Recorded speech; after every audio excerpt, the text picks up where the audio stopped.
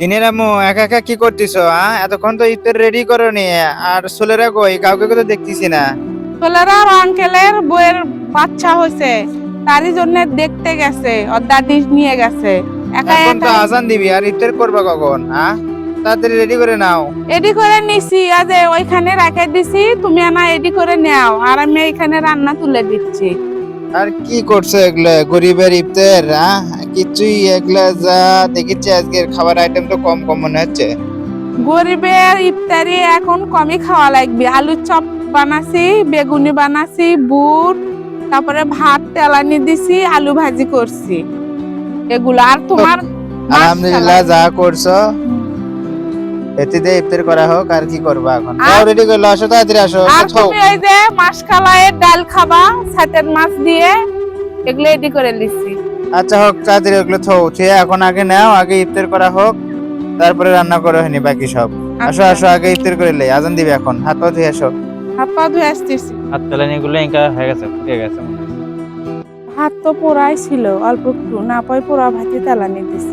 লাও তাড়াতাড়ি করে ইফতারটা মিক্স করে লাও। তুমি মাখো নাকে। তুমি মাখো।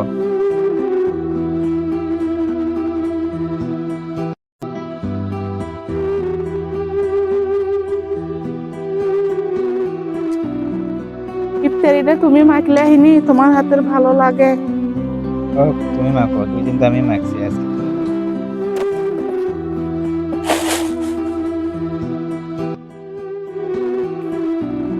একটু সন্তান- দিলাম। সন্তানদের ছাড়া আজকে ইফতার করতে ভালো লাগতেছে না। ওরা কাছে নাই, আজকে ভালো লাগতেছে না। খাও।